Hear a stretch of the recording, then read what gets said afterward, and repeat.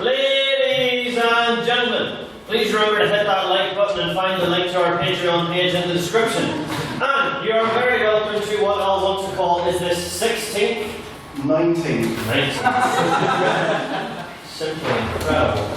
19th ordinary meeting of the Literary and Scientific Society, with a fairly unfilled house this evening in comparison to other weeks. A lot of stuff on this week in fairness, which leads directly into our announcements, which of course we're going to talk about. We had our very successful drunk lectures event yesterday in cooperation with QUB RAG. Any of us who were there, you will know it was a great time. Give us a holler if you gave a lecture last night. Booyah! All of you in the room, you did a fantastic job. And so if we could please get a round of applause for the chief organiser of the event, Miss Chloe Ferguson.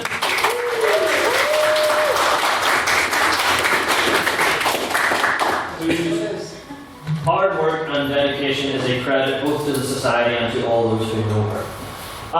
So, in other news of the other things that currently has Miss Ferguson pulling her hair out, these. Can I just first say, we raised £250 last night, so thank you so much for all coming. Woo! Bit of energy. Yes, and as I said, in other news, our well-favoured schools competition is next week, if I'm not wrong, Wednesday. It is Wednesday, correct? Hey! Wednesday, I got it right. Yes, so, if you've informed me correctly, we currently are okay as those people volunteering. We need like 3 more judges. If you want to judge, and I haven't already bombarded you, but I think I have to most people here. Please come and stay with me at some point. Yeah. It's a great day. A long day of us helping children learn how to debate as well as all of us do. And in other announcements, this is a very, very big announcement, so everyone who's not here to hear will be wishing they were. I'm here to tell you all about the Literific AGM. Wow. What's this, you might ask? Well, What is this? What is it? the Literific AGM is essentially what is it? Quiet yourself! No heckling here, we're not in time anymore. That was like a jab at the proceedings of last night.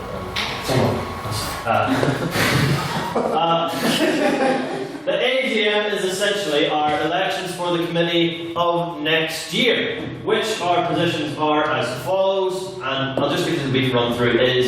We'll be having it on Tuesday, to be agreed, the 12th. It's the 12th of March. The 12th of March is when we should be having the Literific AGM, which it's a members-only event. We will first be having a discussion of any constitutional amendments that we need to have. That's the boring bit, which is where we read the Constitution for the first time and decide things that need to be changed, and because none of you understand what I'm saying anyway, you just vote it through blindly. The sort of terms and conditions type deal. And after that we get to the short-hair bit, which is the elections to the committee. So you will, in the days following, and we will post more information on it, be able to nominate yourselves for committee positions that you will be able to fulfill next year. You can be, and I'll go in ascending order, although obviously the order is meaningless because we all work equally hard.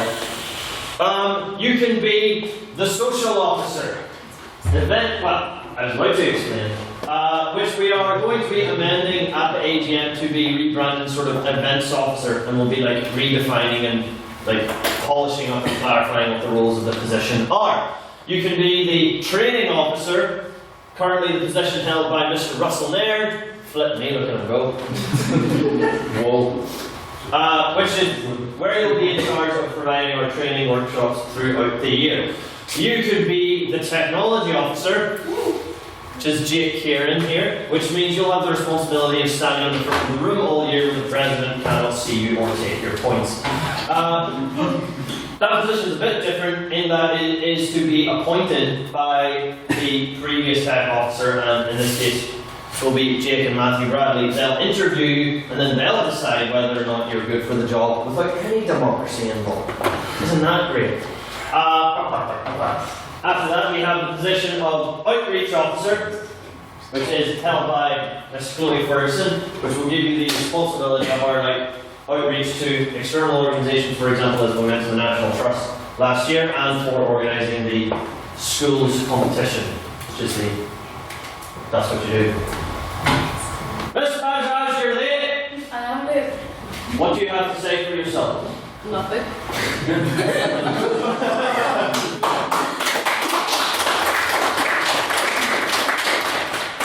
Very good. Following that is the position of external convener, which is held by Miss Tara Grace Connolly, which has the responsibility for organising teams that we send to IVs as well as our own that we have at the end of the year. There's the position of internal convener held by the currently sick and not in attendance, Mr. Matthew Bryson.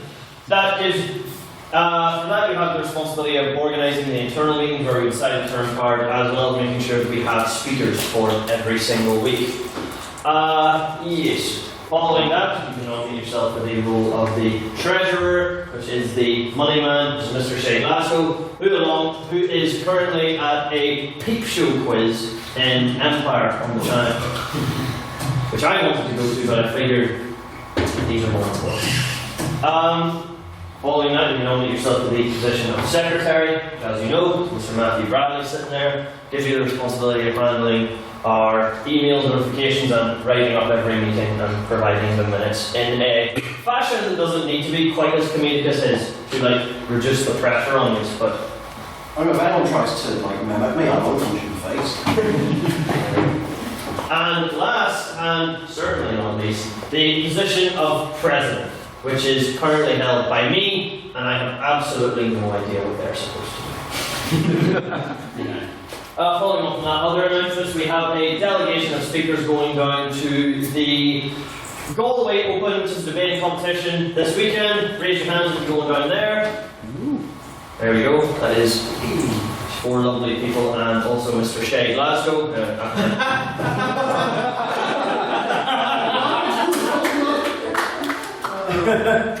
did I say? You said 4 lovely people and Shay Glasgow.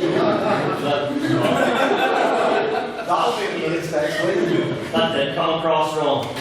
Well, give them a round of applause and wish them all the best.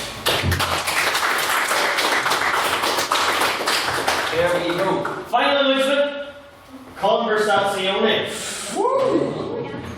That is the Literifics formal, well known as the best student formal on campus, which will be silence you all, which will be on March 19th in the Ulster Reform Club. Details on tickets and menus will be going out shortly. It's a black tie event.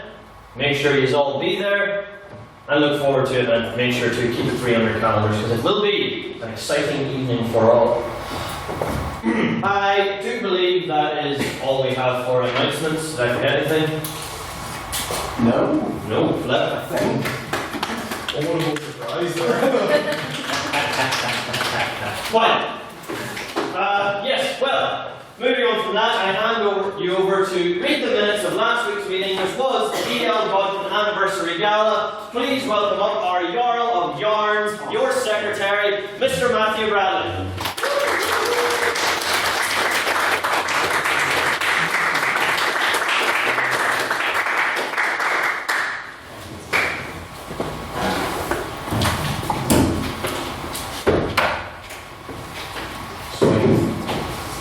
So, as many of you know, I tend to write the minutes. I have a mental preparation of the minutes, which lasts about a week, of roughly what I'm going to do. And those who all know me will know it is a mental preparation. That was an awful pun, I will never make one again. And so this week, it's on.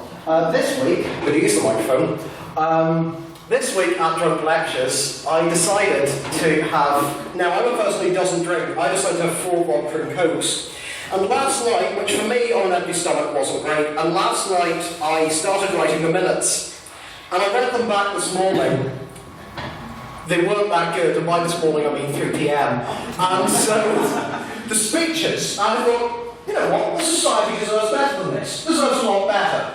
So instead of minuting most of the speeches in my usual manner, I'm going to give you 4 increasingly aggressive poems. So, do you want to hear some minutes? Yes! Oh, that was awful energy. That was abhorrent. I said, do you want to hear some minutes? Yes! Okay, that'll have to do. For some reason, despite the fact the meeting was meant to take place in 1860, and I believe the first story came out in the 1880s, I've decided to minute this in the style, well, to begin with, in the style of a Sherlock Holmes novel. So here we go. I was going to have a book and everything, but I forgot it. It was on the 14th of February, 1860, that my acquaintance, the renowned detective, Mr. Hieronymus Dubois, invited me to the E.L. Godkin Anniversary Gala. As I entered the Senate room of the manor, I regarded a large illuminated portrait on the back wall, depicting a dashing young fellow, resplendent in hunting gear. I perused the beverages that had been laid out before me and mingled with the various party guests, making polite conversation wherever possible. Positioned in a large ornate chair in the centre of the room was the bulking mass known to many as Edward Lawrence Godkin, whose hawk-like eyes glared at the assorted guests as he swayed from his flute of fizzy pop. The former president opened the debate with a short address and introduced my associate, Mr. Dubois, who spoke for a while in his usual clever way.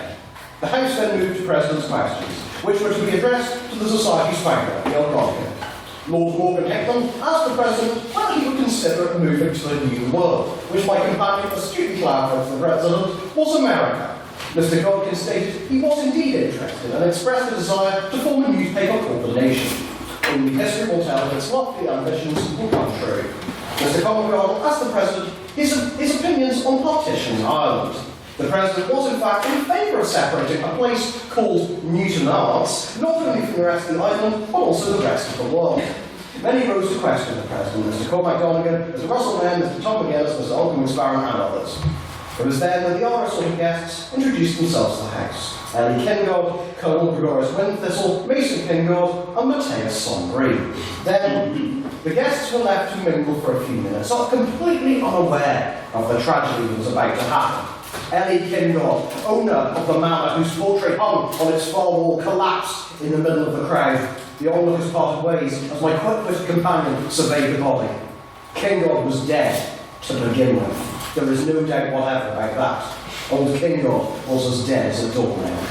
The detective, donning a deerstalker and lighting a pipe, claimed that there could only be one explanation for the man's death: murder. The detective then drew upon the suspects to protest their innocence, in the only way befitting of such a fine society. Short speeches, roughly correlating to the British parliamentary debate format. A democratic fellow, my companion moved the House to vote per opinion. By a sense the room felt was guilty. 3 voted that the victim's son, Mr. Mason Kingod, was the guilty party. 9 voted in favour of Windthistle, and 12 racists voted for the butler, but 2 abstained. Now we move on to poem the first. Yeah. Check if this is on. Here we go.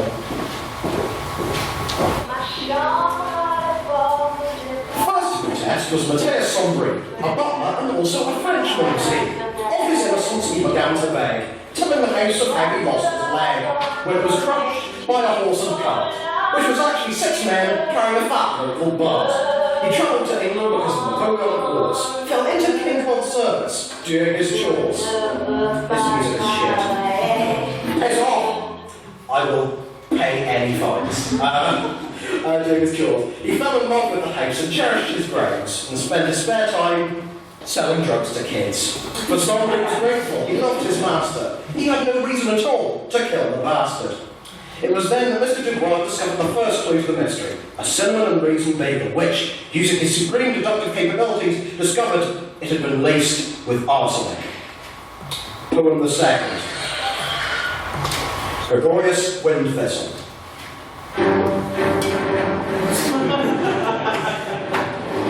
Next to protest was Gregorius Windthistle, the local MP and user of missiles. For Gregorius was the House's favourite Tory, and he thus was delighted when he told them his story. Despite his hatred of Kingod LE and his equal disdain towards the society, he did not call caused Kingot to die, but expressed some sorrow that he wasn't that guy. For Windthistle was brave and Windthistle was strong, reminding the house that murder was wrong.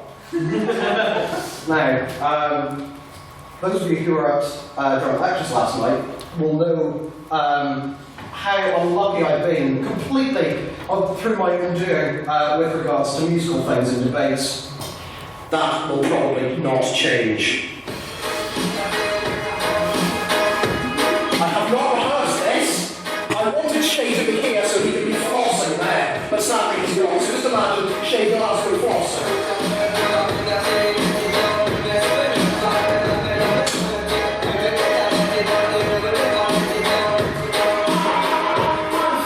Next to speak was Mason Kingot, wrapping up V-Bucks like a fucking god. There wasn't much reason to be suspicious of him. It was basically clear that he was somewhat dim. This rerun was Kingot's unfortunate son, and he was too busy having fun, dabbing on haters and flossing a dance, but he would attain a vast inheritance. I haven't practiced this.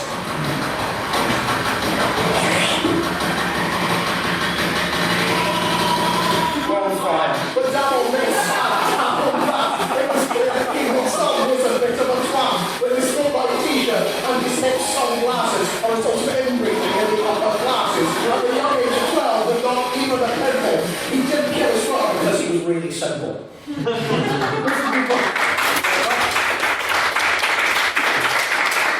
Mr. Dubois then discovered another clue, a note left by the murderer. On it was a sinister message. Do you want to hear some minutes? And on the other side, the Latin, superi order. The Honourable. Oh, so that's Spotify's just decided to play the Hobbit thing, I don't know why. The Honourable detective realised in that moment that only Kingot himself could provide any clue as the identity of the murderer.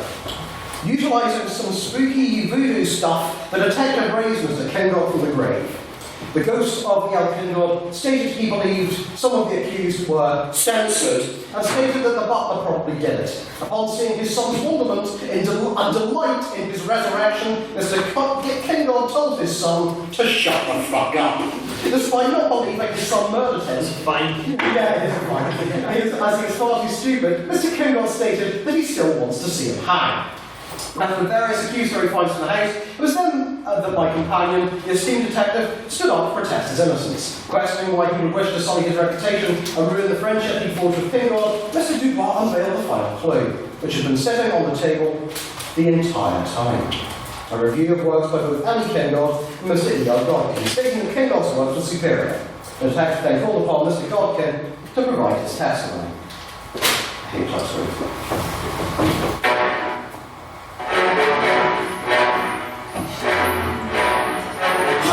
my name is E.L. Godkin, yes, I'm back. And from last week you know that it was Kingot I attacked. And from the various clues, it was very plain to see. There were quite a few reasons to be suspicious of me. It's not as good without projections, I won't quite allow it. The house was astounded by the detective's smart conjectures, and were baffled by the song.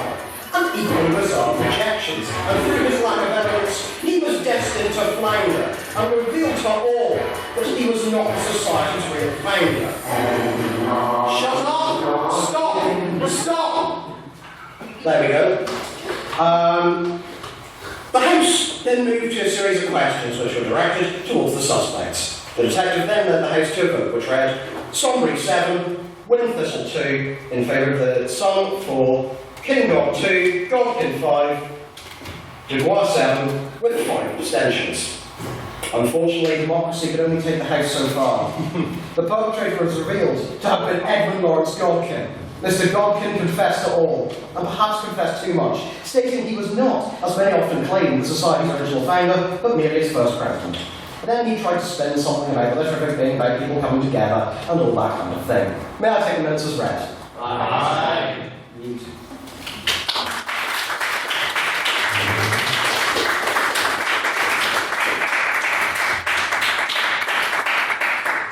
The water of an electronic speaker. There we go. Alright. Go.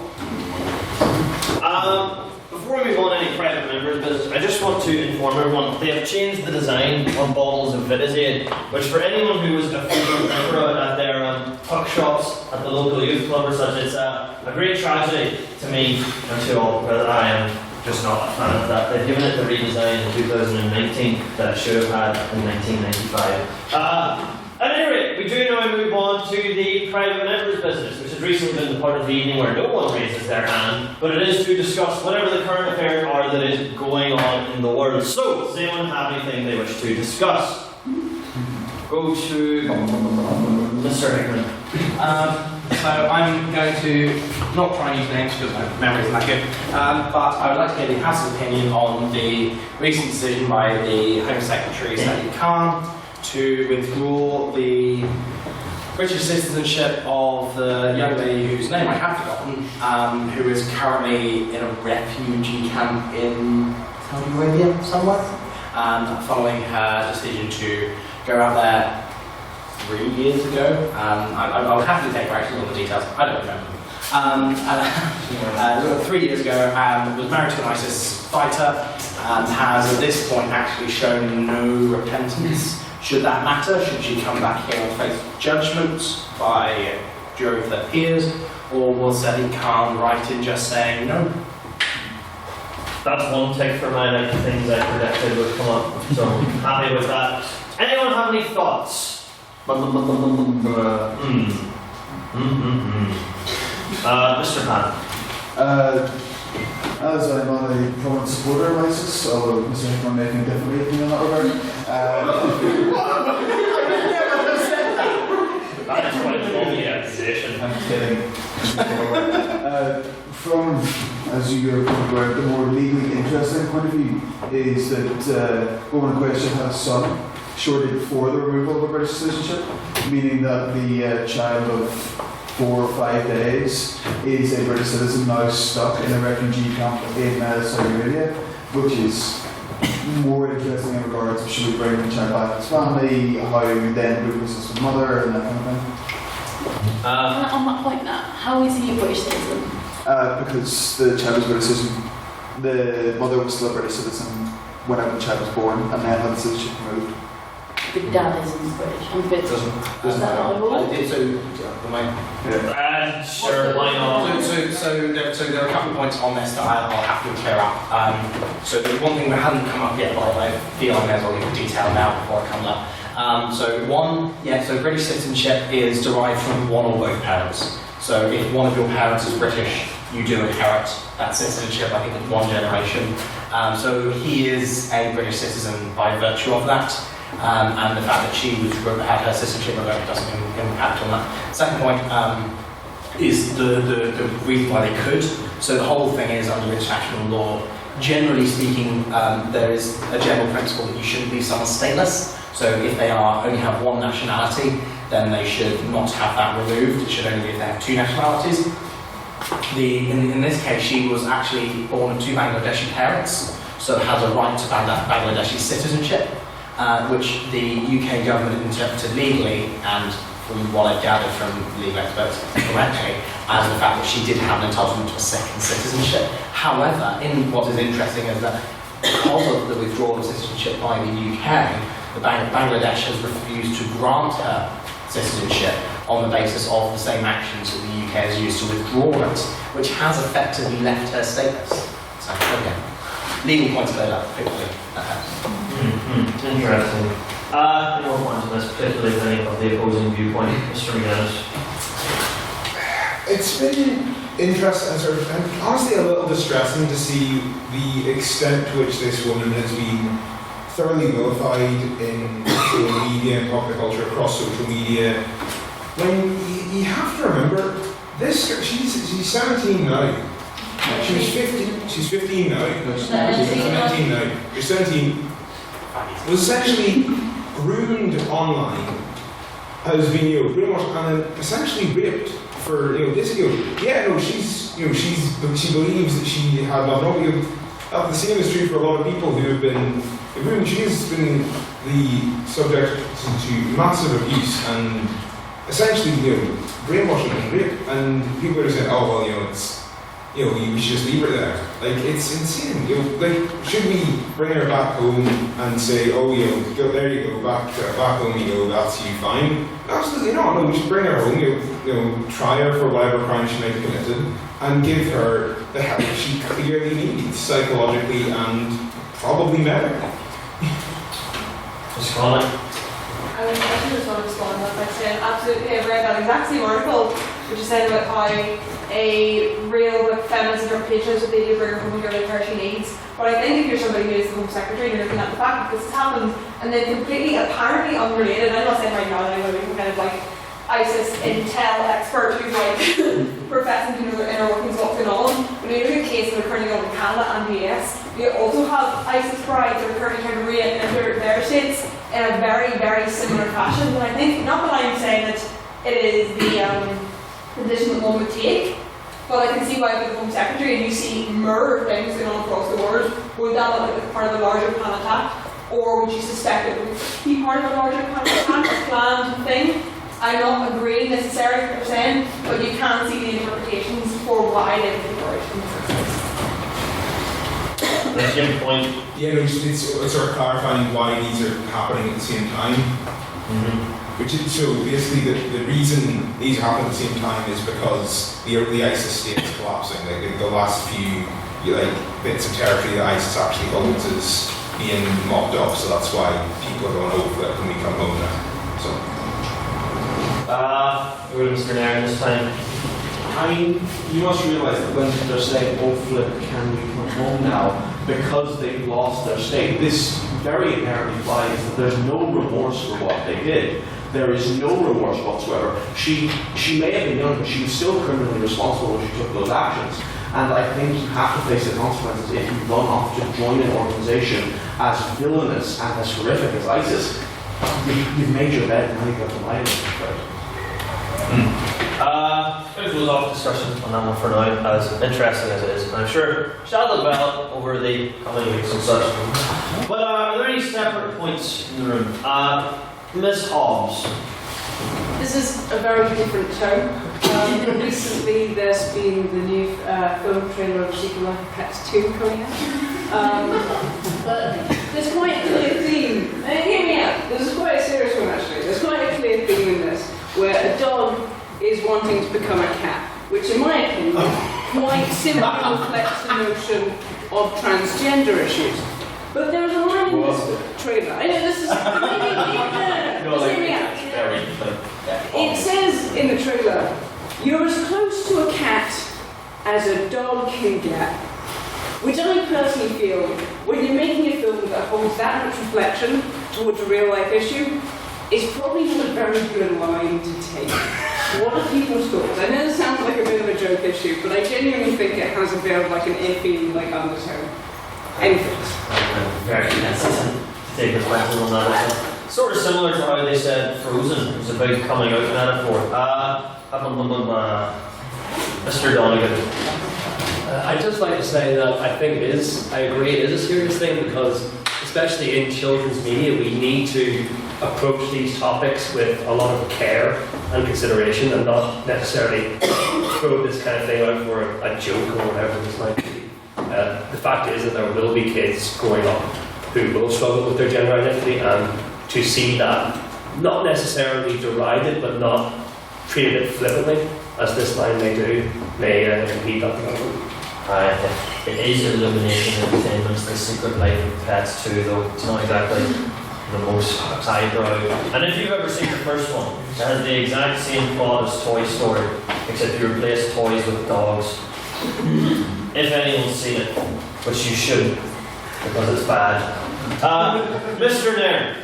Alright, so I think, just saying it's Illumination of the Secret Lives of Pets 2 completely discounts the genuine nature of this, because this But is... they are bad films. Of course they're bad films, but this isn't just a throwaway line. This is one of the central plot points of the film, and indeed the entire plot point revolves around this cat gatekeeping the concept of what being a cat is, and sort of helping this dog define the proper way to be a cat in this regard, which is, I think, an inherently harmful message to send, and something that completely goes off track. What I see in this film interpretation, is a sort of soulless corporate executive seeing a sort of ideology being in vogue and then taking the most watered down possible version of it and trying to apply it to a media format in order to generate ticket sales, and in the process of that completely perverting and not sending the right message at all.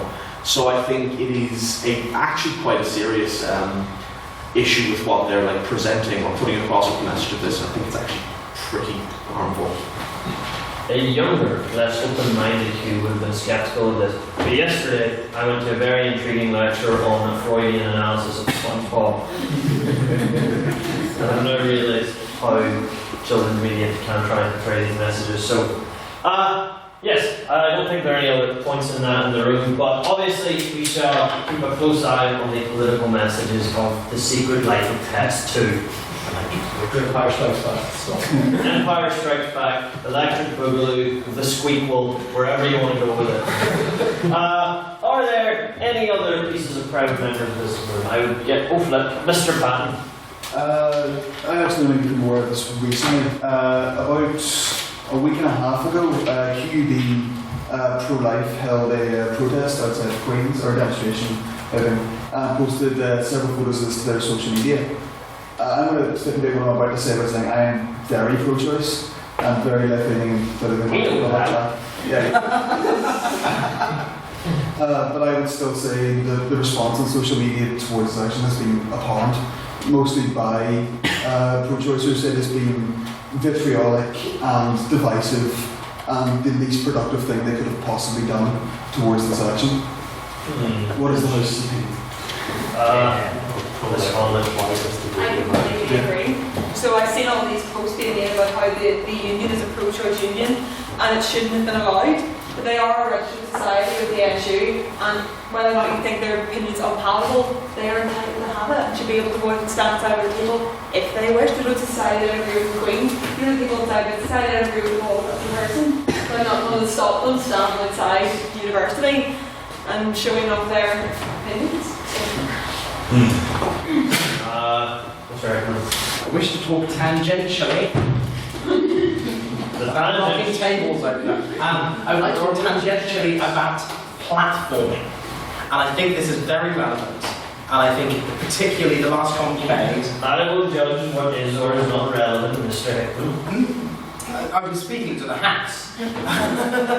But you talked about the idea that the students' union is a pro-choice union, and therefore the existence of the pro-life society, or at least the promulgation of their message, is wrong or shouldn't be allowed for whatever reason that may be. And I think this is a kind of the core idea that's developing across, and I'm not going to say specifically any particular areas, places, but across academia and across generally society, the idea that those that are in a position to advance their message should prevent an alternate message from being given, because, and this is the unfortunate side of things, is that because they are ultimately convinced that they are absolutely right and completely justified in their opinion. And while that may be true, that doesn't justify the suppression of another voice and another opinion.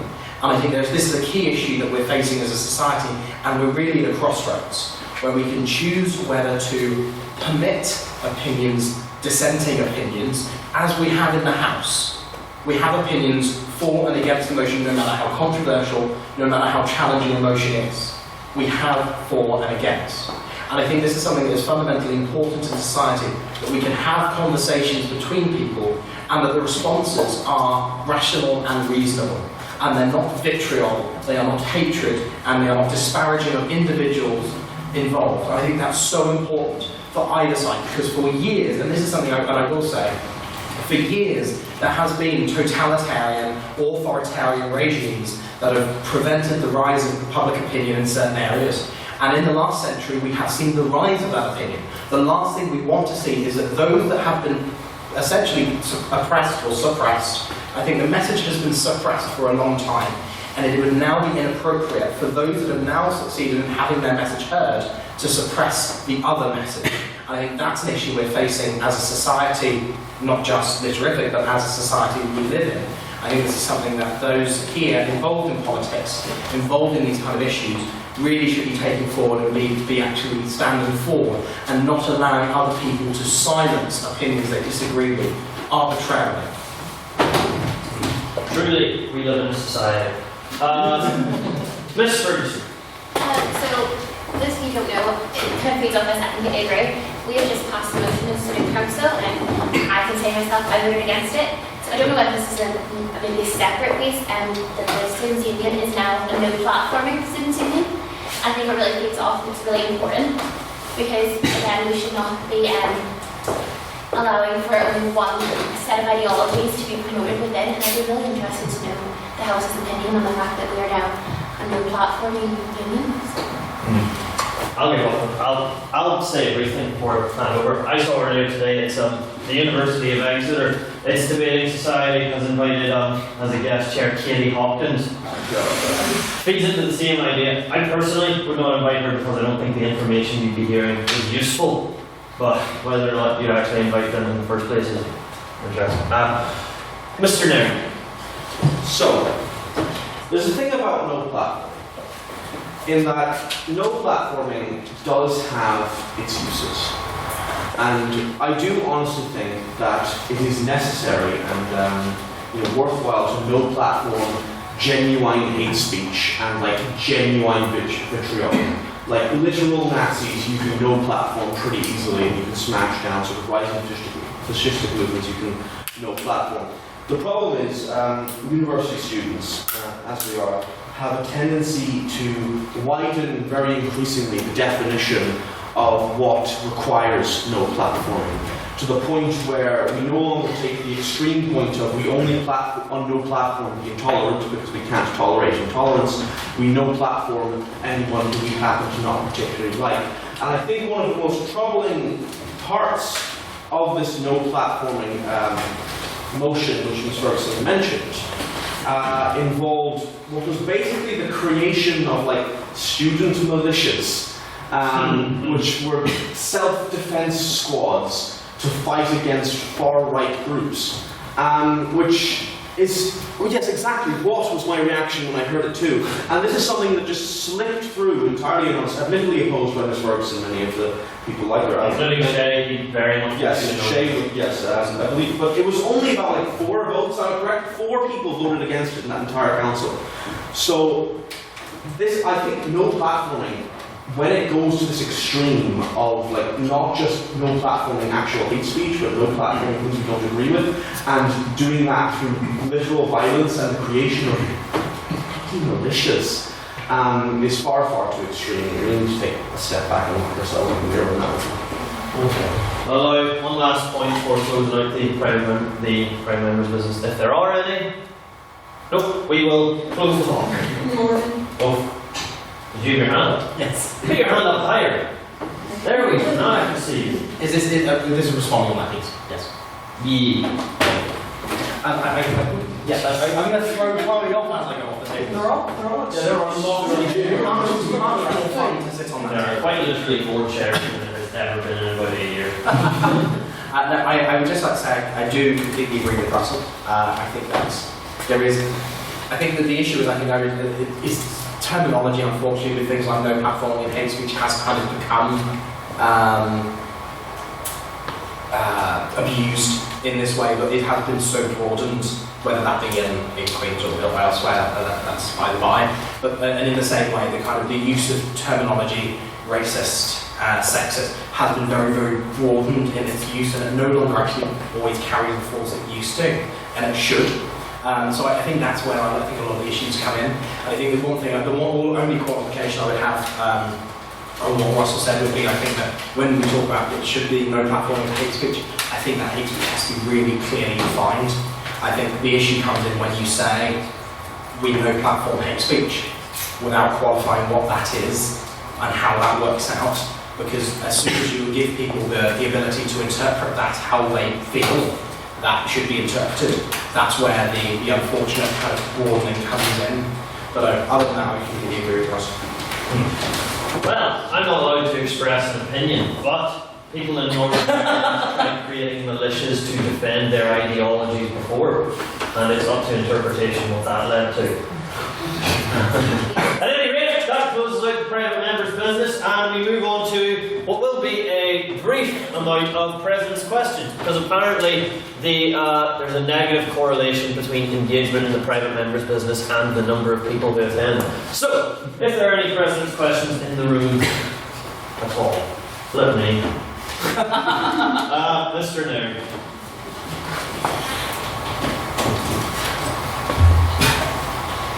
Mr. President, That is what I am. which of the two fluorescent drinks that thine hast had before thee dost thou prefer? The blue or the red? Well, I enjoy the one word that's the same as the pill I took. That's a joke. That was a joke. I'll give you my brief review here is that, raise your hands if you've had Diaster before.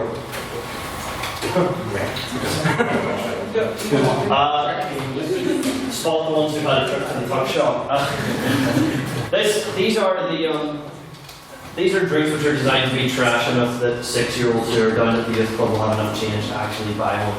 The purpose being that they are both horrible, and you should never drink them if you have the choice of anything else. I sort of had them here for nostalgia purposes, and they're both essentially just some fizzy water with an incredibly light flavouring. And I will say, Have they changed the recipe? Because of sugar tax. I don't think they were ever that sugary. It says here there's 4.85 grams per 100 mils of sugar. There's interestingly the same amount of carbohydrate. Is that weird? Yeah. So. What? There's no carbohydrates in it, it's all sugar. It says there's carbohydrate. Oh my god. It is There carbohydrates. shouldn't be carbohydrates in it. There is. I'm not a dietitian, as you can tell from the 2 bottles of Diaster I have. Brief review then. The raspberry one is probably closer to actually being a drink, but the bubblegum one I prefer to have for like the raw nostalgia value of this being the trash of childhood. So there's my opinions on Diaster there for you. Are there any more questions in the room? Mr. Scott. Are you excited for the next season of Dairy Girls?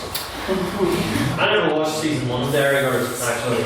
It's one of those things where people keep asking you have you watched it, and I'm like, no, I haven't, and that's the length of that story. So I haven't seen the first season, but I've heard it's good, and we'll perhaps check it out at some point.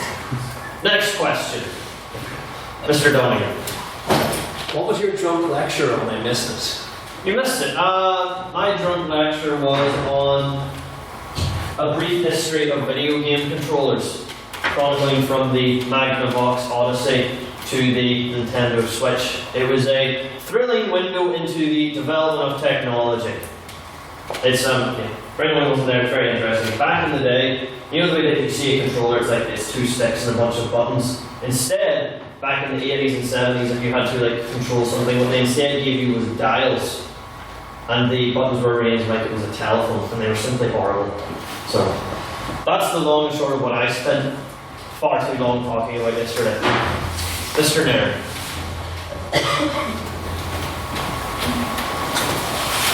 Mr. President, I was the same 5 minutes ago. given that the motion before us today, this House regrets disaster tourism, if you could visit any location in the world, what would it be and why? It would obviously be to go to Ballymena to get a kite roast kebab. That's my answer. Ballymena kite roast kebab. If any of you haven't gone to kite roast kebab in Ballymena, it's as I said, if you haven't fully seen what close to home has to offer, you need to be travelling anywhere else. So the next time you're thinking, shall I take a trip to see Auschwitz? Think to yourself, have I been to kite roast kebab in Ballymena?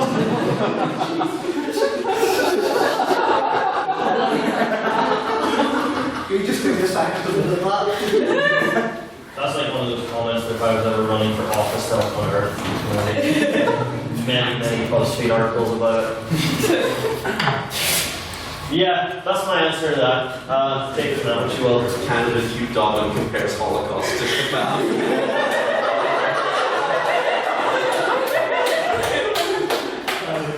Here, your no. I was gonna make another like quip. It's incredibly dangerous. If you approach me later, I can like. Never mind. No. Any got question there? Any others? I'll take them. And if not, we're like running on time to end them anyway. No, that will hopefully. Mr. Pat.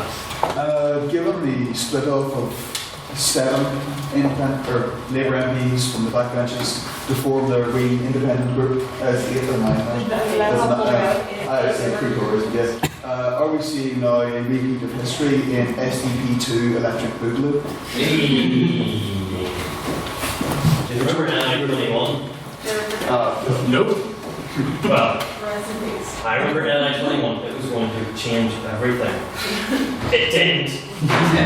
So, Basil Pride is 90 Periscope, if you want to watch in the direction.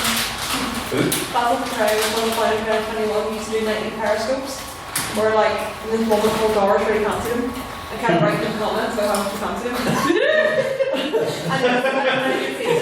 And then read them out and be like, huh. So I don't know if he still does, but if he does watch them, they're hilarious. No, I stopped doing them after the incident of him getting drunk into his house. Or okay. now, as I said, when something political comes up, I'm supposed to try and win. I'm supposed to, obviously, my comments on kebabs and genocide, that's not going so well. But you can look at history and you can see whether or not when about less than 20 MPs or representatives split off to form their own group to try and tackle the establishment, and you can see if they come to anything. That was entirely just me expressing an opinion. That wasn't neutral at all. And so I'm going to end the President's questions there. And we shall move on to a prior opinion vote. Alright? But before we do, I had to go to the finance office the other day to get reimbursals for printing costs from Matthew Bradley. And so now I am making it real. Do you understand that was funny? You know yourself. I can't take money. You buy something balls. On our annual report, it's like, oh yes, when we had money for printing costs, we just had to take it back because they started swearing. At any rate, we now do go to the prior opinion vote. The motion today is this House regrets disaster tourism. If you would vote in favour of the motion, raise your hand and say aye.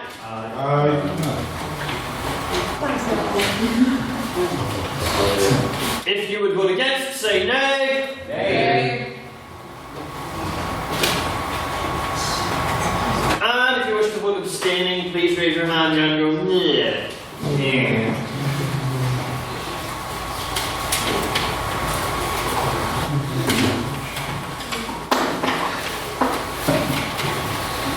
All right, Mr. Bradley, our Emperor of Enunciations, if you could give us then that vote.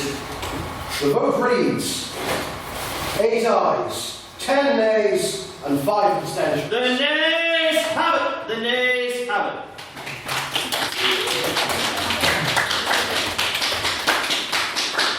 Pretty weak applause like that.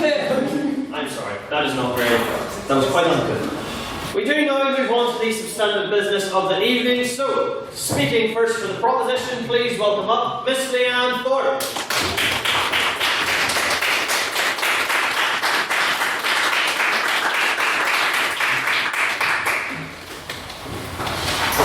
Right, so I'm going to define this tourism first of all. It is people visiting an area in the name of entertainment or to learn something, or where the area is going through or has gone through disaster, such as an earthquake, war, or broader areas where masses have died.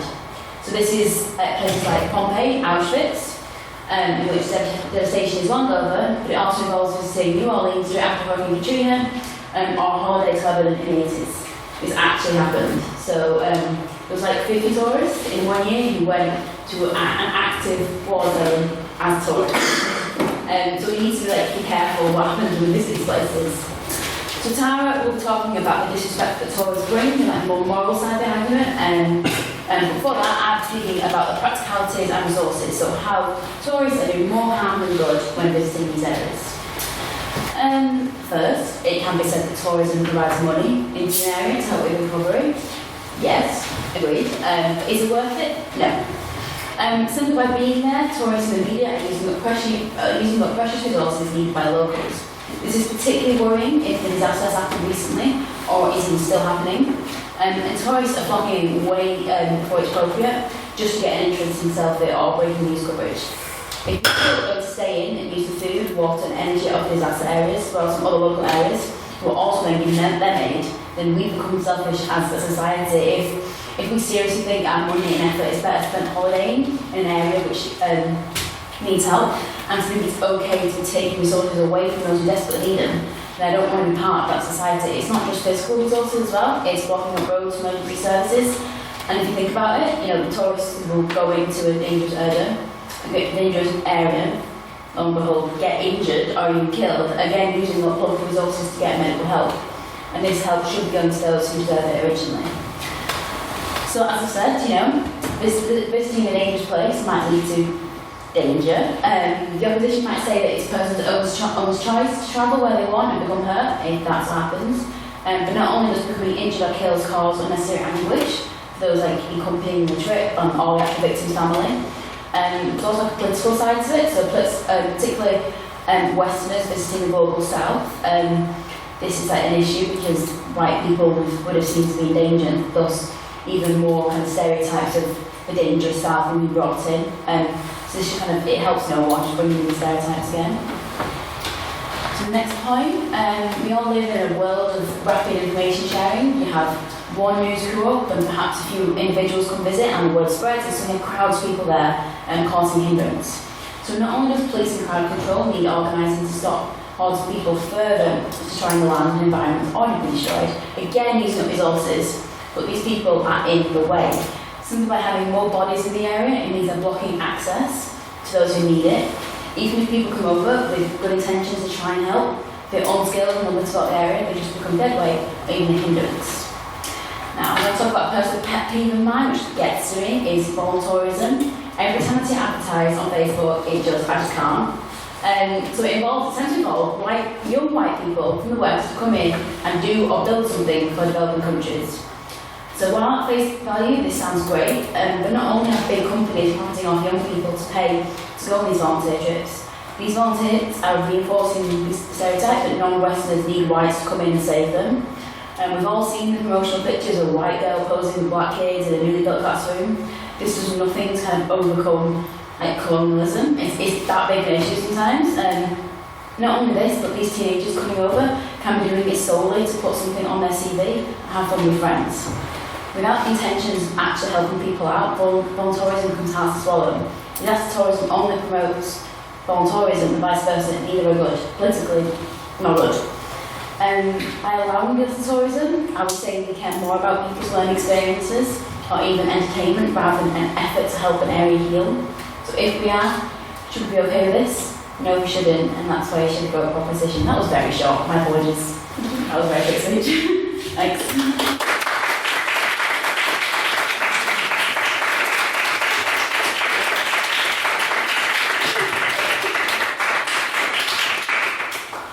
And now speaking firstly for the opposition, please welcome up Mr. Jonathan Topping.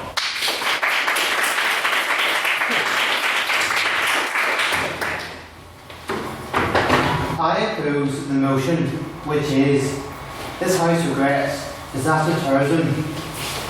When I first heard the term disaster tourism, I thought it meant the impact of unsustainable tourism, where tourism was destroying the very thing that the tourists were coming to visit, putting strain on the region's resources, causing havoc for the local residents. But no, Disaster tourism is none of the above. Make it clear to everyone, so everyone is on the same page. Disaster tourism is defined as the practice of visiting locations at which an environmental disaster, either natural or man-made, has occurred. To qualify as disaster tourism, the incident has to be an accident. Therefore, the concentration camps and Auschwitz, where between 1940 and 1945 over 1 million men, women and children were killed by Nazi Germany, is not disaster tourism.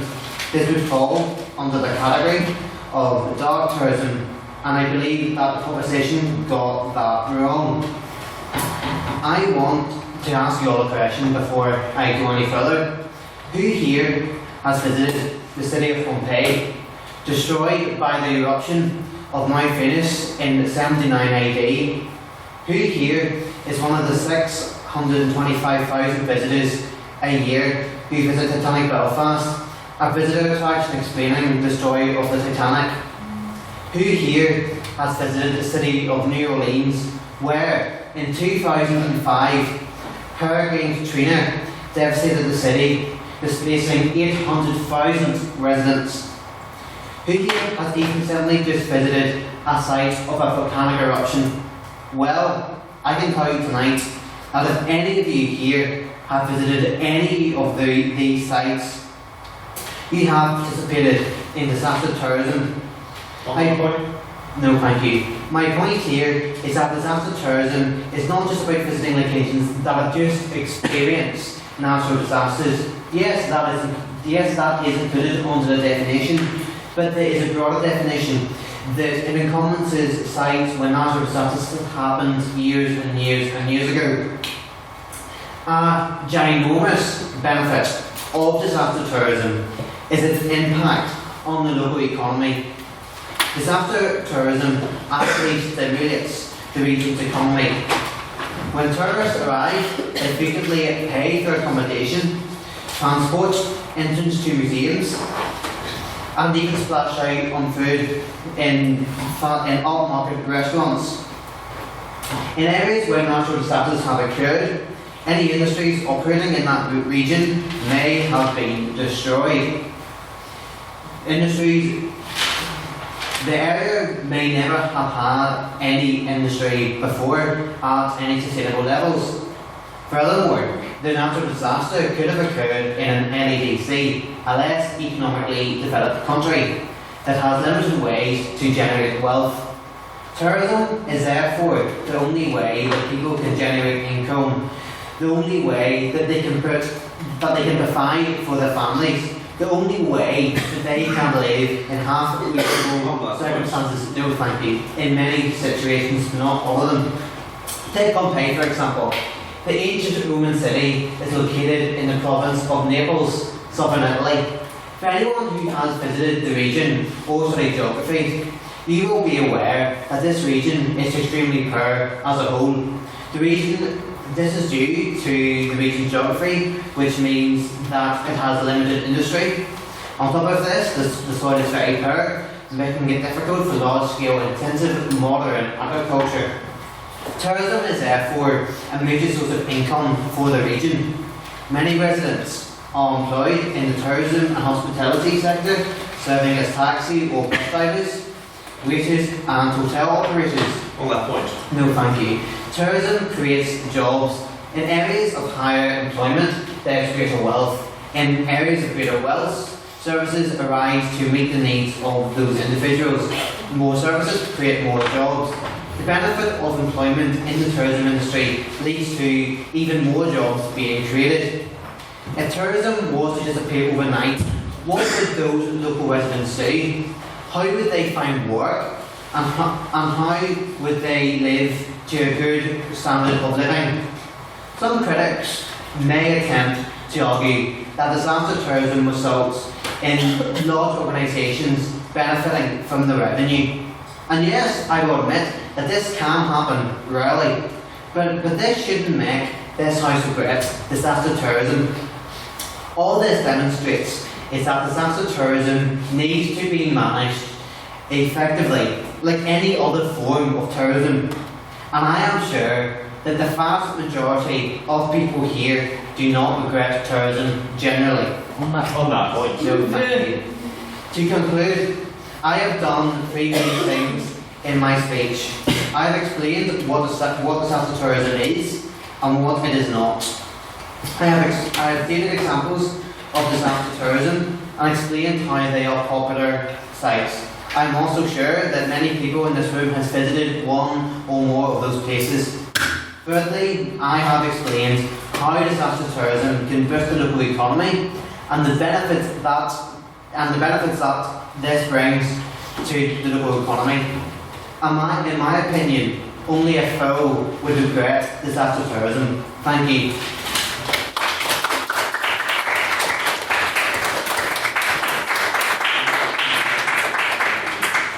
And if we please get a second round of applause for Mr. Topping's maiden speech.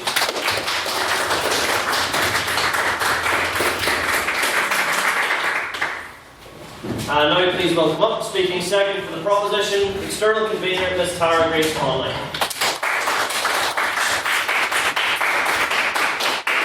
Hello, so while you're here, I think Colin's speech is somewhat loose, but we'll give it a go to it. Just a quick point of rebuttal. I know my time will be a bit nitpicky, but I do want to address something you said. You raised an awful lot of argument on the city of Naples, so I'm going to read up just what I read about the economy of Naples. So Naples is the fourth largest city in Italy. It is the 91st richest city in the world with a GDP of 43 billion. It does have tourism as one of its major industries, but also it has a large part in industry and agriculture, and is one of the largest ports in Italy. So it's quite heavily dependent on other sectors apart from tourism. So even with the tourism industry and without the whole disaster tourism element, it would still be a thriving city, a thriving place. And I'm sure you can take that same logic and apply it to other different cities that resort to disaster tourism as a kitschy kind of way when people come into the city. So just to refute that, also remember Vesuvius is incredibly fertile in British land, and many things can grow on it, so they're fine for doing more agriculture bits. Sweet, so I'll get into the main standard bit of what I'm talking about. Disaster tourism, it's a thing. So there's three different elements as to why this is somewhat morally dubious. As we answered earlier, ology sort of focused on the whole white saviour complex of disaster tourism. I'm going to address some of the more morally grey areas. So firstly, you've got the whole issue of potentially profiting off the tragedy. I think somewhere that is very guilty of that is Northern Ireland. I think that is something relatively unfortunate about our economy. I think the fact that Belfast's largest flagship thing is a museum celebrating Titanic, which is one of the biggest maritime failures ever.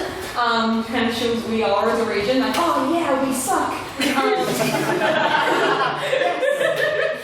I don't know if it's exactly a point of pride. You go to the gift shop and there's little mini souvenirs of Titanic and little pencil erasers with the cats and shit. It's not exactly something that's in good taste. I know a lot of blame lies on tourists for promoting the need for these kind of ridiculous items, but I do think it's up to the places that are managing sites of disaster or managing places that have seen tragedy to sort of promote that best model of practice in terms of maybe don't take photographs mimicking yourself drowning down by the docks. Thank you very much. Just going to check my time. I'm going to actually what time is it. So yeah, selling souvenirs, some of these places, so say you go to Auschwitz, 100% of the profit goes towards charities or they go towards maintaining the historical sites. But I did find an example earlier on, I wish I could get it up, but the image is so grainy. There is actually a Holocaust memorial site in Bulgaria that is literally selling mugs with Hitler's face on it as a point of, don't really see how that is respectful to the people that were killed by him or the Bulgarians that lost their lives. And again, it's much this thing of just have a bit of respect.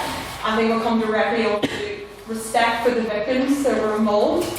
So again, I'm going to use a typical Auschwitz example of you get this trail of sort of middle-class white people that trail up the Auschwitz. Oh my god, it's so sad. They get their photograph of them out of their shoes and they pretend they're very sad and they then go away and forget. Whilst that museum professes to be in the memory of the victims, how many people go there and actually show genuine respect to people that lost their lives? It can be very sad for a day. Go ahead, I'll take it. It's a very weak point of mine. I mean, but surely it's quite valuable for the people who want to go there and show respect to be able to do so. And in fact, Auschwitz, as a particular example, is very, very strict about making sure people aren't disrespectful and like will eject people from the venue if they even like start to look a slight bit disrespectful. So will you accept that if these events were, rather than doing the sort of kitschy thing Titanic does, where they sort of, break ships and have them sell models, if more disaster tourism locations were to carry themselves like that, with sort of demanding an air of respect, that they would be more acceptable to you? There are a few reasons as to why I think these sites aren't good, and that was a particularly good example on my part, so I apologise already. But yes, that would be one potentially helpful aspect, but it wouldn't exactly solve the problem as to why disaster tourism as a whole isn't something that should be overly promoted. So yes, you could go on from the thing. I mean, there are some people that will go into those places and show genuine respect. You do get those sort of, assholes that will go in and do sort of respectful things. Or the next point that I was going to make was people who show blatant respect to the site itself. Even if they go there with the intent of respecting victims, you will get those melts that kind of walk up and be like, you know what I want to do? I want to commemorate the fact that I was in this truly sad and terrible place by like taking something off the ground. So for example, like when I was in I went to Pompeii, I went and I found people's names scored into the side of buildings. I found people who were just lifting rocks off of the ground and leaving with them. And I think if you're going somewhere to profess respect for a culture and people who have lost their lives, maybe the thing to do is you do not steal from the site. Okay. You're talking about Pompeii, which I don't condone stealing from the site, however, really call Pompeii disaster tourism, 2,000 years, it's been too soon, well, it's a historical event at this rate of going. Well, I think you could, unusual, all well and good, but if you go to Pompeii and you go and look at the actual models of people who died in their last moment, you get to see faces of people who were suffocating on fumes, or people that, were smothered. I think to sort of say it's 2,000 years ago, it's not that big a deal for human face somebody in their final moments on Earth is a bit kind of, no offence, looking harsh. So I would leave it at that in regard to showing respect to the site, showing respect to victims. My final point as well, and this is more of a jokey one for me, to be honest, is why would you go to Vesuvius when it's a clean live volcano? Why would you go to some of these sites that are unsafe? For example, Chernobyl. Why would you go and visit Chernobyl when it's a big nuclear wasting place? Just for the basic, what do you call it earlier on? Leanne mentioned earlier on, we're going to they create more havoc. Imagine somebody deciding for some reason they want to go visit Chernobyl because it's really sad, and then they just get radioactive poisoning and the like. Or you go to Vesuvius and God forbid somebody kicks a stone and just sets the whole thing off again.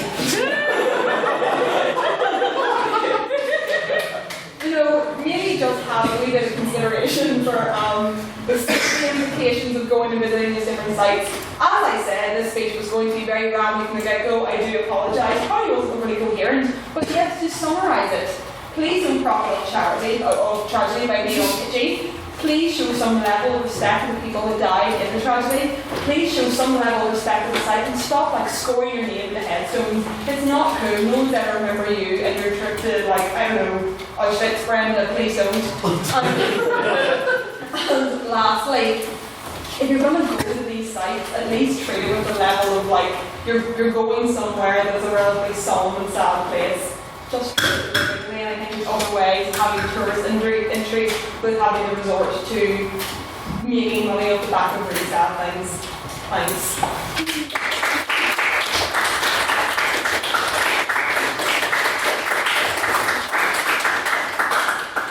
And now to speak secondly for the opposition, please welcome up Miss Becca McMahon.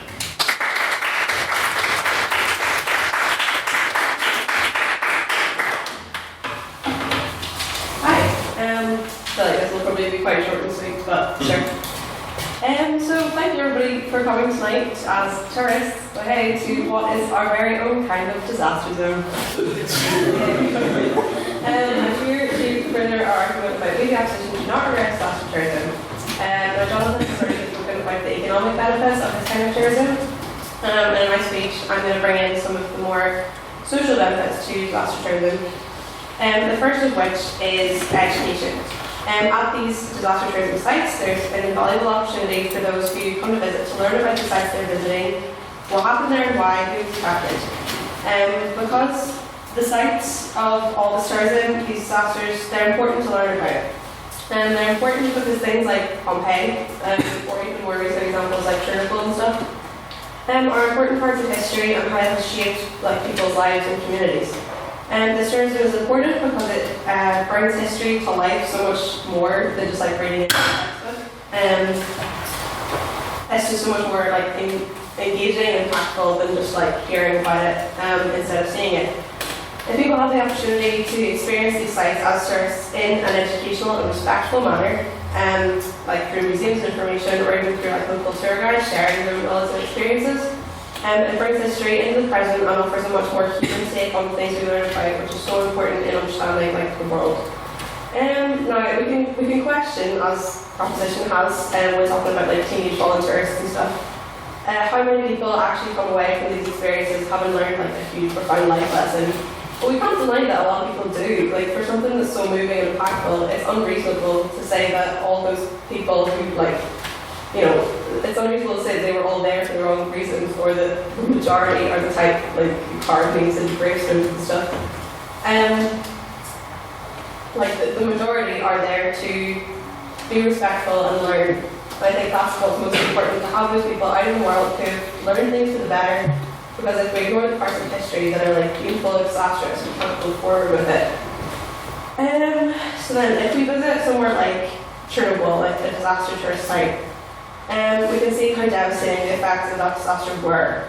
And if an aspect of education is incorporated into tourism through things like museums, tour guides, like about information, etc., then we can learn about how it happened, why it happened, and most importantly, how it could have been prevented.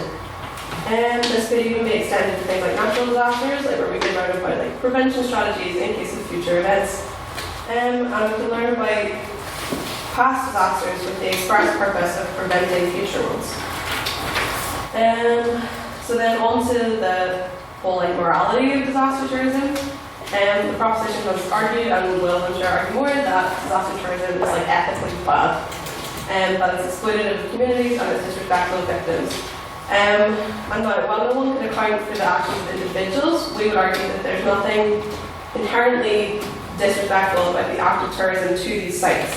In fact, going to see these sites of disaster can be an opportunity to respectfully remember or acknowledge the victims of those disasters, and to acknowledge the suffering of past events and try to make a better situation for the future, either through economic benefits, like we've already talked about, or through like education and social awareness.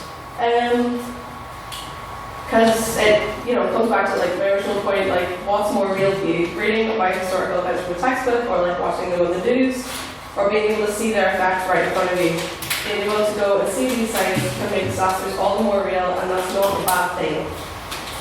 Disaster tourism is just tourism. It can transcend disaster in a sense, because the effects of disaster tourism can help to support local communities. The people in the communities that have been affected by these disasters can build livelihoods and futures around their tourism industries.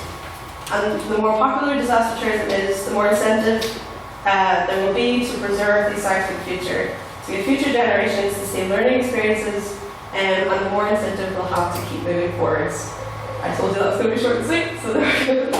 Thanks very much.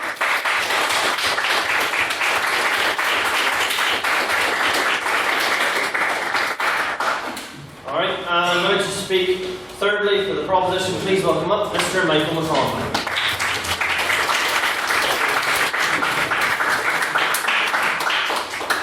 Good evening. The first speaker for the proposition mentioned that tourism, disaster tourism in Pompeii would be good for this poor region. Well, the reality of it is that Pompeii, Naples, the foot of Mount Vesuvius in particular, is a very fertile region. This is not just fertile and healthy region, I should say, and this is not just today. Professor Mary Beard, a person here of mine, she's here, documentaries, although everyone focuses on that where she talks about the prostitutes who lived in Pompeii, but I watched the boring bits about arable farming and crop cultivation, but she was actually proven that less than a century after the disaster, the people were actually farming and sustaining themselves after flooding Mount Vesuvius. The first speaker also made the sort of assertion that the likes of Auschwitz and Pompeii should not be included in the term disaster tourism. Well, if we take a look at an expert who actually did a recent definition in 2017, Dr. Philip Stone, he was newly appointed, the Executive Directorship of the Institute of Dark Tourism Research at the University of Central Lancashire. And he defined in a paper that dark tourism is the commercialisation and the exploitation of death throughout the ages. Such a broad definition would rival even the tamest of surveys and certainly confound the sort of line that this is taking. The second speaker for the opposite position then talks about the educational and social awareness impact of dark tourism. But the reality is that often dark tourist attractions actually exclude the community and the individual view of the disaster from the perspective of the people who actually suffered and sacrifices for the spectacle of the disaster. And Titanic Belfast is a brilliant example of this. There were options in the early 2000s to turn this, the entirety of Queen's Island into a living history centre. The people who worked there in the traditional industries and shipbuilding, and the engine rooms and the mechanic rooms, they could continue their crafts, albeit for a different audience. This would be preserved. This option, though, was scrapped by the developers. They made an interactive exhibition where the first-class passengers are the sort of prime examples and the actual case studies of the sinking, and they disregard the third-class passengers and crew, 40 of whom hailed from Belfast and countless others from the south of Ireland as well. Of course, I don't have the figures. There was also this assertion that there can be economic benefits of disaster tourism for the region. Actually, I was reading that in the case of Hurricane Katrina, relief organisations and the police actually pointed out at the time that traffic from tourist vehicles and buses interfered with the movements of clean-up trucks, ambulances and other essential services. And this actually was to the detriment of some victims of the disaster. And so, compared to the paltry and half-hearted donations from tour operators, this does not balance out this sort of argument. The other thing to mention would be the case of Mexico in 2017. Pause. All the service will be resumed very short. Recently, it was the number of earthquakes rocked Mexico in 2017, and a member of the relief, or a member actually of the communities officer, Angela Rodriguez, who was involved in a number of relief organisations. She actually canvassed the tour operators and said, "Listen, we need to get some money to actually re-establish this community." They did. However, whenever she analysed the donations and the figures, most of the money went to re-establishing hotels and buildings in popular tourist attractions in the country, and no money was donated to the likes of housing or sort of relief shelters. So again, this idea that disaster tourism can bring benefits to the local economy is also very sort of a falsehood, really. There's also this talk as well of the selfie stick culture. 80 Chinese tourists, and 3 days after the Grenfell tour stopped to take photographs of themselves with the smouldering remains of the tower block behind, with 80 victims still inside unidentified. And if we also take a look, this of course provoked big reactions in the newspaper columns. There was also at the time of Katrina, lots of angry columnists in American newspapers posted about people peeking into the homes, the devastated homes of the Katrina victims. However, in the same newspaper that reported this, the New York Times, there was an advertisement for lupine tours. And they promised an exclusive sort of stay at a newly built Chernobyl hotel to safely gaze out at the deadness of the area barely made in the middle pages actually, so consternation at this, and that was the picture they used. And my argument is that when it comes to the ethics of disaster tourism, there's this haze of distance. It's okay to make tourist attractions as long as there is a distance between the victims and the people going to see them. And Auschwitz is a very interesting study. There have been quite a few studies that have looked at guilt that people have felt actually taking photographs of exhibits in Auschwitz, particularly the vat of shoes that one of the colleagues mentioned earlier.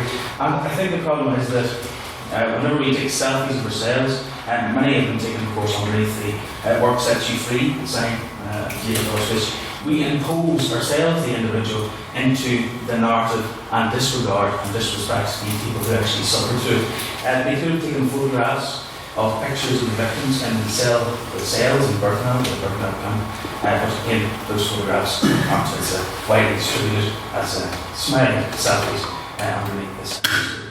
That is another thing to consider.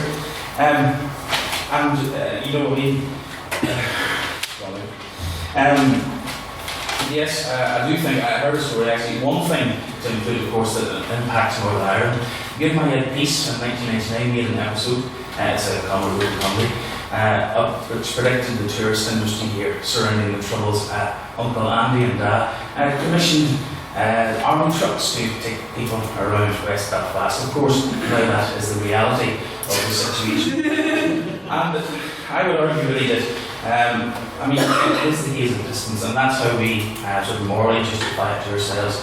Until in these cases that we cut all the bluster, cut all the spectacles of inducing awe and wonder of the expanse of Chernobyl or the Peace Wall in West Belfast, until we focus on the actual individuals who suffered in these zones and be educated through that, then that's whenever disaster tourism can sort of recalibrate itself within the moral ethics of the institution. So thanks very much.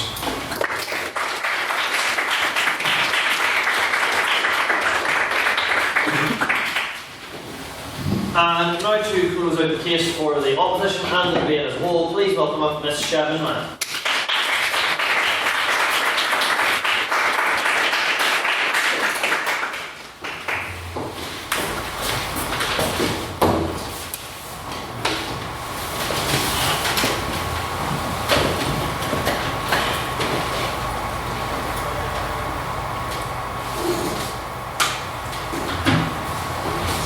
Okay, so I think everybody's really happy that it's going to be over soon. I just want to take a step back and look at the debate and kind of put a little bit more perspective on it. I think there's like two main levels we've had this debate on. The first is like a very tangible material level about the economic effects, and basically we've only heard arguments for that from our side.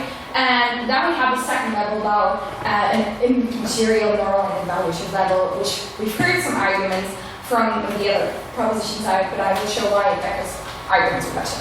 So, I think there's one main problem that's like generally present in the proposition side is that they really do pick like examples that are very specific that really suit them in that particular moment of the debate, which is a very nice thing to do, but if somebody like notices it's not very.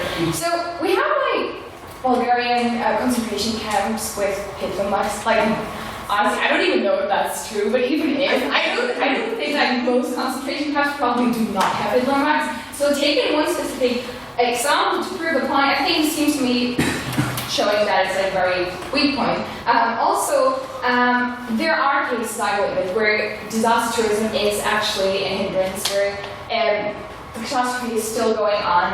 But I mean, that is such a small portion of like the range of events we're looking at. Most people are not stupid enough to go somewhere that is actually life-threatening. I mean, I know people tend to be very, very stupid, so it is still possible. I think like in the general scheme of things, we have a majority of cases where it's actually more beneficial, so we should focus on that.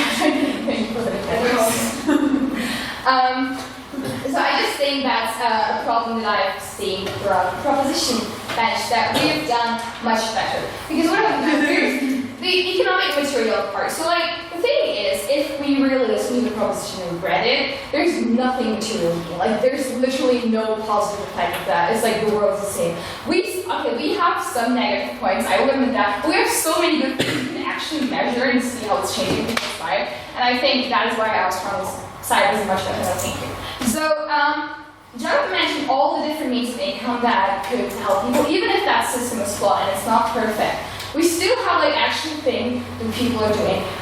Like the proposition side mentioned that it's just like rich white people coming in, it's like not good. Like who cares if people get money? Let the rich white people spend their money on disasters. I don't care if they have so much money that they feel the urge to like spend. Like that's cool. Like that's cool with us.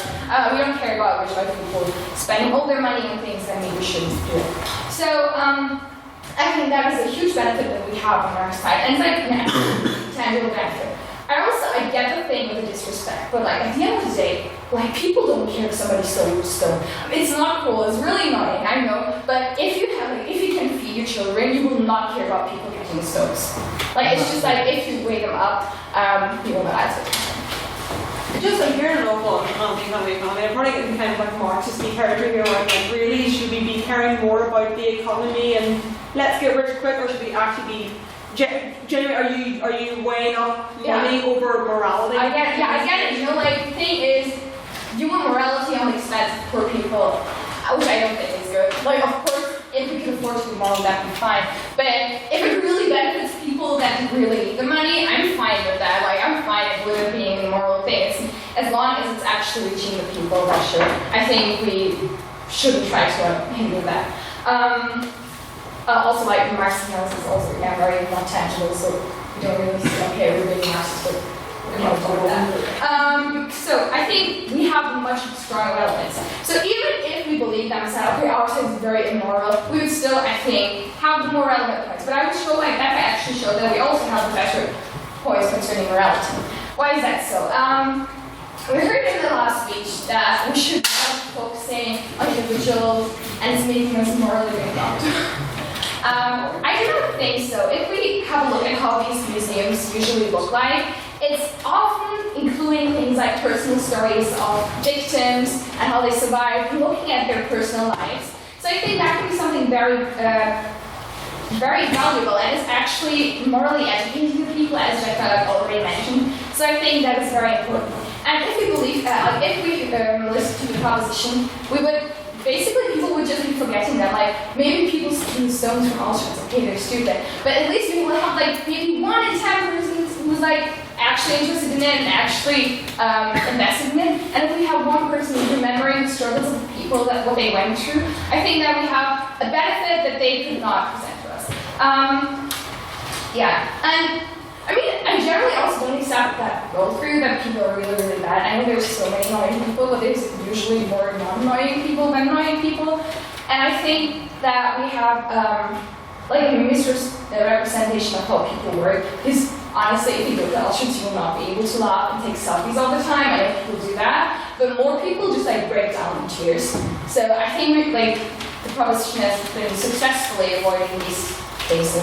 Like most people are really depressed after Auschwitz. Nobody's like, oh yeah, I just went to Auschwitz. Like nobody said that. It's usually very traumatizing. So I think we have a more realistic portrayal of how that situation actually looks like. On that point, there has been a rise, a marked rise in the number of tour operators who attend Auschwitz and practice what is known in the tourist industry as snap and crap. And I'm sorry if that's of course, but I don't feel very passionate about it. That is, they attend Auschwitz, they go to the gates, they take a photograph of themselves in the background, and they continue to the next place. I understand the point. I understand the Yeah. point. So you think, okay, they do it, but like, who is it harming? I know it's annoying, I know it's bad, but there's still more people actually going inside, and actually more people being affected by that. I mean, in Germany, you learn about the Holocaust for years, and it's like such an abstract thing. Then you go to a concentration camp, and things get real for the first time. I think that was the point that Becca mentioned, which really shows why we also want the morality point, because it is such a different experience actually going there and seeing things than just reading about it. So I would just like to conclude that what we have definitely the benefit on like a tangible material level, because we do have money for people who really need it, especially with disaster tourism. So like we have people going to Auschwitz and not forgetting about that and having a remembrance. So we also have a morality point. So I will admit it's not perfect, but I think we will have imperfections, but still a greater benefit than on the other side where regretting it doesn't really change anything for anybody and forgotten, which is also really bad. Thank you.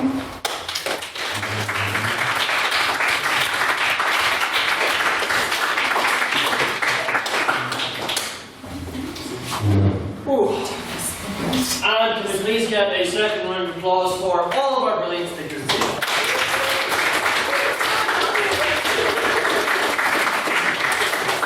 Alright, if if it's of any interest to anyone, I googled Cairo Kebab in the interim and it is unfortunately permanently closed.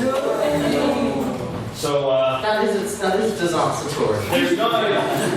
There are now 0 reasons to go to Ballymena. Start a tour company that brings you past the ruins of Cairo. Snapping crossbuster on I think the lines are anyway, we now move on to a round of questions. So, we start as we always do with any questions in the room for the proposition. Any at all? Any at all? Oh, Cormac, sorry. Mr. Donegan. So one thing I'd like to ask is the proposition made lots of different points about Auschwitz and Pompeii and things like that. And one thing I would like to ask is where the line is drawn from the proposition on disaster tourism, because there's lots of tourist sites like battlefields and castles that have been involved in human violence in the past. Do these fall under the same definition of disaster tourism, or are they submodified? You don't have to respond if you want to. Do you want to? Or I think best defined in terms of where a mass loss of life, like the death occurred, which yes would be a battlefield, but that wouldn't be tourism in the same sense because there's no like overt profit in. I think when we think about tourism, we think about tourists and how annoying they are and the kind of bad consumerism, and I think it's tourism is the commercial side of disaster, not just a disaster area. That's what we call it. Did the opposition wish to respond? You don't have to. Here, that's one of the few times that's happened. Alright, we now go to any questions for the opposition. If any. Yes, Ms. Hobbs. This is mainly just the third speaker, but I was wondering if you could explain why disaster tourism is superior to simply being able to appreciate, commemorate and commiserate a disaster from a distance through history, through studying and through the news. Yeah, I tried to include in my speech, but basically, like, for example, the Holocaust, it's a different experience to have a textbook and see, oh, so many people died. And actually being at that place, I think it can have a very different effect on you at that point if you're actually seeing the places and realize it's not just something in a book, it's not just words on paper, but something that people really went through. I think is just a very different emotional approach. I can tell from my own experience that it's been different, like studying the Holocaust for like 10 years and actually going to a concentration camp and seeing people's lives, like not just the number, but in, you know how they always include different people's specific stories. I think that is emotional education, which is much more important than what we can really like appreciate from a distance. So that's the reason. I would argue really that the whole point of disaster tourism, the way that it's marketed in terms of operators, is to provide awe, to provide wonder, to marvel at the devastation, such as that quote from the Chernobyl advertisement at the same time. But of course, Katrina and the huge sort of obviously that. But the contrast to talking the last question then with sort of going to a battlefield is the sense that you're going there to commemorate a person on a sort of plaque. There's a name there, there's usually a story behind it. You like how they go into the song and so whatever battlefield that you go to. So yes, I think dark tourism, it's all about tokenism, it's all about the spectacle. I'd be surprised if sort of the likes of battlefields where the devastation has perhaps gone, in the case of France and Belgium, if that would attract the same sort of type of tourist, because there's not as much visual impact, it's all more emotional story. So hopefully that's sort of Alright, I'll now take any abstaining points. And I'm going to repeat that word very slowly with emphasis on certain syllables. Abstaining. Nobody's all like to take notions. Mr. Patton. Five of mine actually came from employment. One of the main facets of my job was organising what's called black taxi tours for tourists from America and such on. to be driven around areas of Belfast by taxi drivers who've grown up in the area, who've been there for troubles, and then have been kind of explaining the importance of the monuments or what happens in certain areas and this kind of thing. The question is then, is it more important that we protect the kind of perfect morality or the perfect memory of these people, or that while gaining some economic benefit, we expose people to what happened and to the stories of people who lived through it? I think you actually gave one of the rare examples of where disaster tourism is done in a somewhat moral way, in that it's being done by people who lived in the area at the time, who've willingly chosen to take the job on and tell their own stories all through to a way. And I think, clearly in the question of tour guide, people tell those stories themselves, but I think it should be left with people who are at the disaster to tell those stories and not by some kind of kitschy tour guide. So I think it's really the whole grey area of what is moral, what isn't. I think if it's a message that's being told that is being perceived well by people who suffer at the hands of that, I think all grand. But I think there's a lot of people who be very unhappy with how some disaster sites have been turned into these mad tourist industries. But I think the Black Taxi Tour is actually a great example of how it can maybe strike a kind of balance. But at that, in that respect, it's someone's life that they're talking about. It's not so much tourism, it's more like a personal experience. That's a really weird example. But again, entirely disaster tourism is a good thing. But I think that is maybe one of the very few examples where it's done kind of okay. In opposition, wish to respond? What you were saying was like the whole in terms of gaining some economic benefit while it's what happened, that's what we were all kind of talking about in our things, what we think is really important, we think is a real benefit of disaster tourism. That's mainly why we don't regret it, we don't think it's a bad thing, it's a good thing to educate people about what happened in a certain area, as long as it is done respectfully and educationally, which is the Black Taxi Tourism is a good example of, but it is someone's actual experience. Alright, we'll now wrap back around for a second round of questions. I'm incredibly surprised that a lot of time didn't spend talking about Logan Paul and suicide for us. Curse! Any questions for the proposition? Yes, Mr. So using the example from the professor at the University of Lancashire about death over the centuries, are we to then regret the numerous exhibits at all of our museums that quite a lot of times focus on death? I know this may be a far-fetched example, but what about dinosaurs?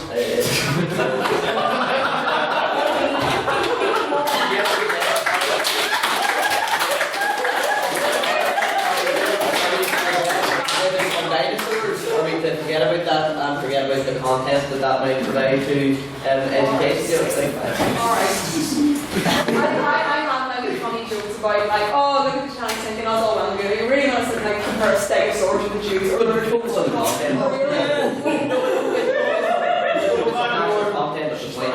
I get what you're saying. I get you're doing it very much sticking to the strict definition of the word thing, that's fine. But I think to draw the comparison between dinosaurs and human beings that was brutally murdered in a fascist regime is somewhat maybe grasping and trying to not to attack them personally. No, I know.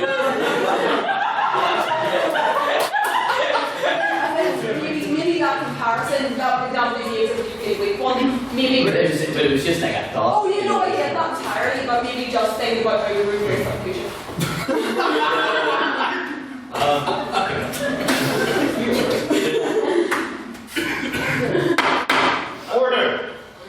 Order, please. There's not savagery. Do the opposition wish to respond to that? No, I think we're good. Cool.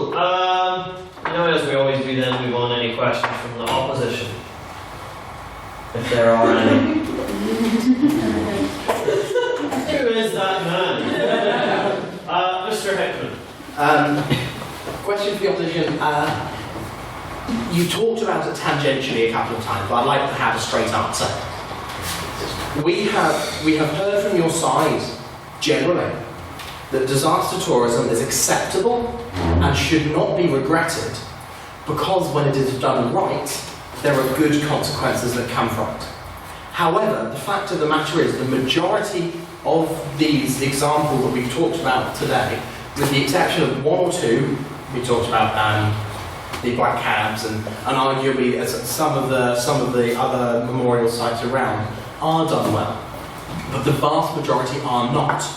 Does your case still stand in that case?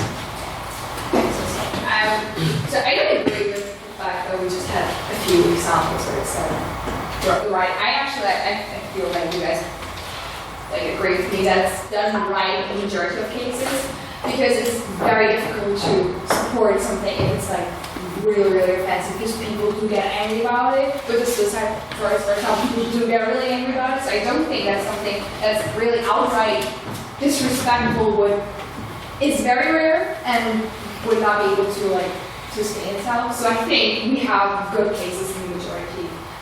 So I think conservation camps are dealing with that issue really well. I think the Black Cap story is really a very good project. And I do think that most tourist guides are that kind of locals who really have their anecdotes about it, or maybe personal stories they can tell. And I do believe that it's done really well in the majority of cases. So I think our approach is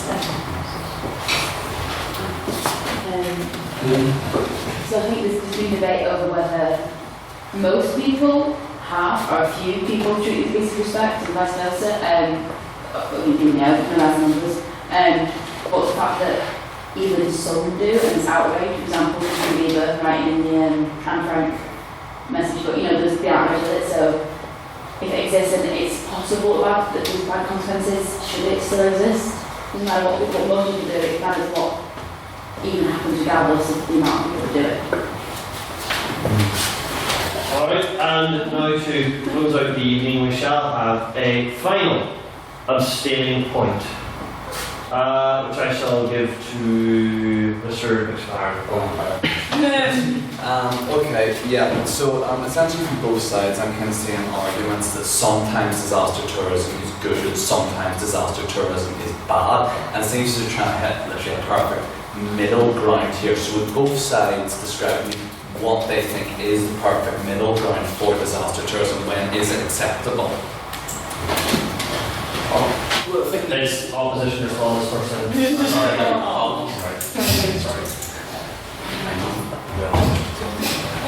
I can't really give you a definitive answer of what the actual perfect middle ground is, but I think with any tourism, even disaster tourism, there can be sites that might have some negative aspects to them, but it will still be classed as disaster tourism, and as long as at that site the successes, the benefits outweigh the negatives, then that is successful disaster tourism overall. There are some places in the minority where the negatives outweigh the benefits, and those situations need to be looked at and seen how to correct it. I'm also, does that really answer your question, but yeah. I think ultimately perfect disaster tourism is the tourism that tells the stories of the individuals, or that employs individuals to tell the stories, and also that the benefits are pushed back into the community itself. And I'm actually doing a social history module when we read a journal, and there was a story from Titanic Belfast that a former worker in the shipyard who had lost a relative in Titanic had come in to do a tour. It's £18.50. He was from the sort of that Sailor Town / East Belfast area, so he had a price in the sort of community that lives there. And whenever he said that he was from this area, the tour guide pulled him across and said, "Come you over here. There's a lady here, and she had an embryo. You tell her everything that you can remember, and we'll jot it down, and we can use it, and we'll put your name in.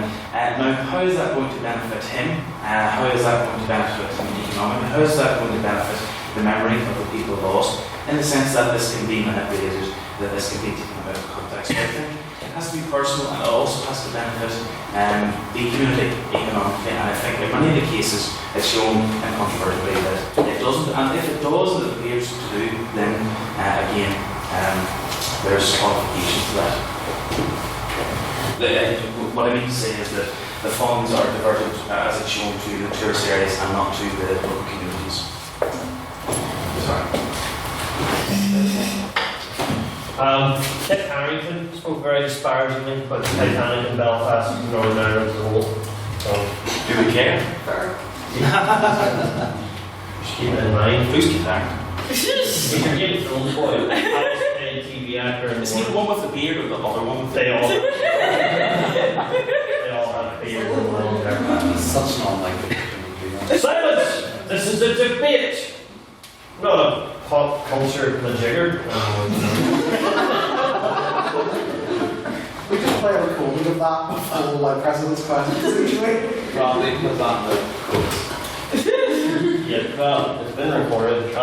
Too much has been recorded tonight, especially for me. We shall now move swiftly onwards to a vote. Remind you all that this is our binding vote, and is a vote on speaker ability, not on our personal opinion, but on which side we believe spoke better. So, if you would vote in favour of the proposition that this House regrets disaster tourism, please raise your hand and say aye. You're supposed to vote for yourself. I have to raise it then. And if you wish to vote for the opposition, please raise your hands and say nay.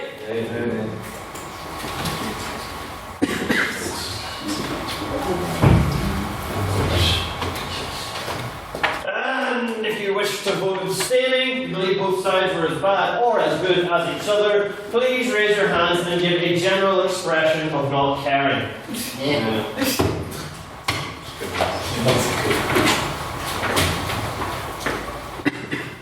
A lot of people are really cold.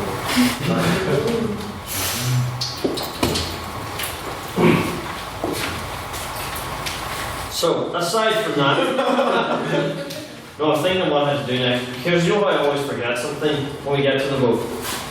Did I?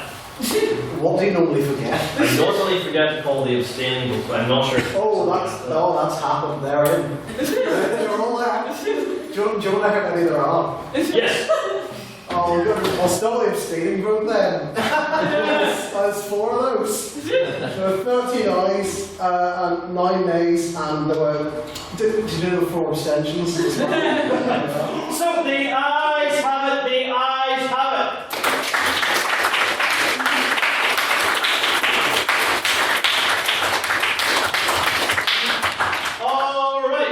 Please don't start clearing up now because you know I always have stuff to say. Do keep in mind that we have our schools competition next week, which will be a great thing that is on. Contact Unity Formal is going to be coming up, there will be more details soon. There will also be more details soon on the AGM. So if you think of yourself as a young upstart who'd like to try and get into the Societies Committee, think of what positions you'd like to try, talk about the person who's currently holding it, because you'll soon be able to nominate yourself for it. So I just... Silence.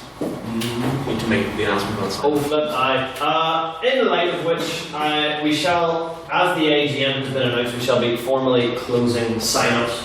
The purpose of which being that someone will just get a bunch of a cabal of their friends to purchase £5 memberships to vote for them. I don't know who would be petty enough to do that, but it's not impossible. So sign-ups are now closed. We shall be meeting here at the same time next week for the debate. Don't tell me. This house would invade Earth. No! That's... Oh no, for some reason the term card and saved on my phone has been replaced by a picture of a car. This is pure pandemonium. What is it next week? I believe it's this next week, euthanasia. I believe. It's been casual for the kids. Next week we shall be convening here to debate this house will legalise euthanasia. Shall be going to the pub, although obviously the numbers this week are diminished, and we'll see how many's there. I would certainly love to see all of your smiling faces. But I believe that covers everything, so I do hereby declare this meeting adjourned. If we could please get the speakers to the front for a photograph. Also another announcement. I've just been messaging an announcement. Anyone who wants to judge the schools, come next week, message Chloe Ferguson.